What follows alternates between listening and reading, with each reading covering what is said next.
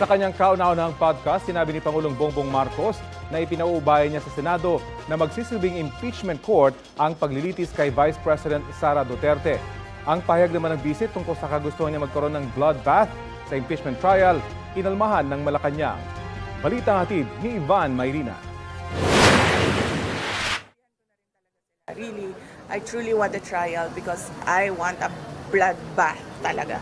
Ang pahayag na ito ni Vice President Sara Duterte noong Sabado, kaugnay na napipindot niya impeachment trial.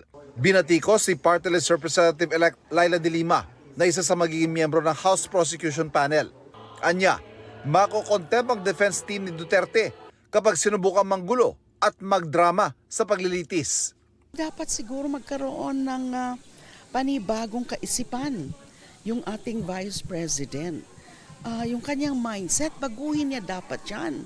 Because it is so unbecoming of a high official. Inalmahan din ito ng Malacanang. Medyo may pagkabayulente ang tugon ng ating Vice Presidente, pero we hope that it is just a figure of speech and it should not be taken literally. Sinubukan namin kunin ang komento ng bise pero wala pa siyang tugon. Sa bagong panayam kay Pangulong Bongbong Marcos sa kanyang kauna-unahang podcast, tinanong siya kung masasabi ba niyang ayaw niya ng impeachment. Yung impeachment, nasa Senado na yan.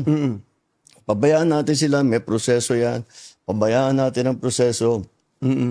Ako, basta ang nasa isip ko, tapos ng eleksyon, balik sa trabaho. Gawin na natin lahat. With the new lessons learned. Bukas din daw ang Pangulo na makipagkasundo sa mga Duterte. Gusto ko makasundo sa lahat ng tao.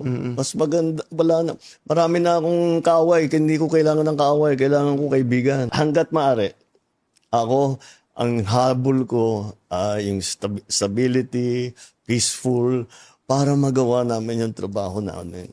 Kaya ako, laging akong bukas sa ganyan.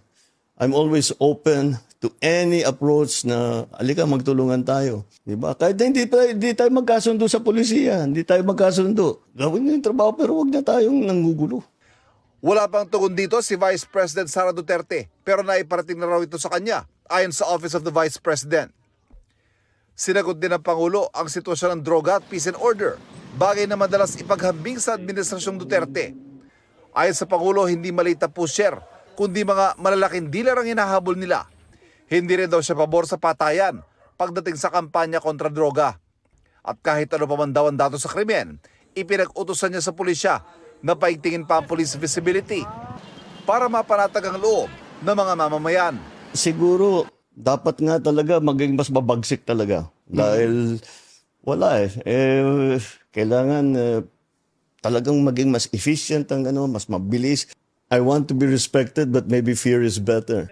Aminado naman ng Pangulo na hindi nakuha ng kanyang mga kandidato sa alyansa ang resultang naisana nila nitong nagdaang eleksyon. Nagsawa na ang Pilipino sa politika. Sawan-sawa na sa politika. Disappointed ang tao sa serbisyo ng gobyerno. Hindi nila nararamdaman at masyadong mabagal ang galaw ng pagbubuo ng mga project na hindi pa nila maramdaman. Nang maupong Pangulo, masyado raw nilang pinagtuunan ng pansin ang mga malalaking proyektong pangmatagalan pero hindi agad ramdam ng tao. Tulad ng pangako niyang 20 pesos kada kilong bigas na inabot ng 3 taon bago na isa katuparan.